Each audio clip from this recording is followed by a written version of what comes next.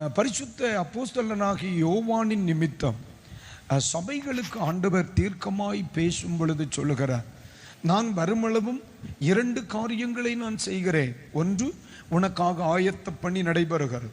2வதாக, உனக்காக நான் பரிந்து பேசிக்கொண்டே இருக்கிறேன். ஆனால் நான் வருகிறது வரை நீங்கள் பெற்றுக்கொண்டவைகளை பற்றி கொள்ளுங்கள் என்று சொன்னார். அல்லேலூயா, ஆமென். இந்த பற்றி கொண்டிருத்தல் என்ற வார்த்தைக்கு என்ன அர்த்தம்? ஆமென், விடாதிருத்தல் என்ற அர்த்தம்.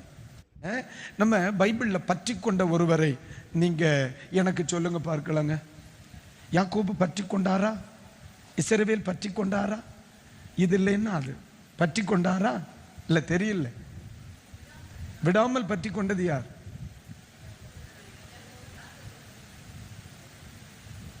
பற்றி கொண்டாரா? நான் சொல்லுகிற அதே வேர்டு யாரை குறித்து சொல்லி இருக்கு? ரூத்தை குறித்து பைபிள் சொல்லுது. அவள் தன் மாமியாரை விடாமல் என்ன செய்து கொண்டால்? பற்றி கொண்டாள்.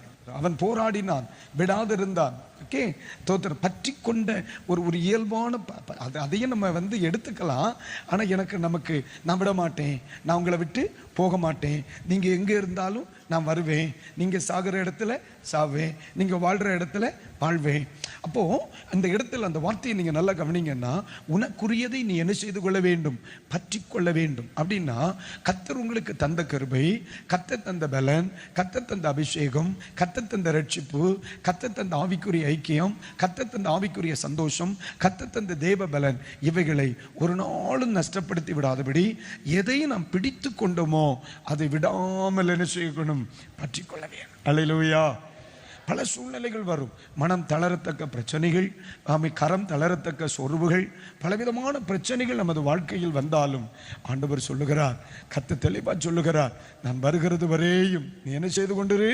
பற்றி கொண்டே இருக்கணும். அல்லேலூயா, ஆமென். பக்கத்தில் இருக்கிறவங்களை பார்த்து சொல்லுங்க, விடாமல் பற்றி கொள்ளுங்கள்.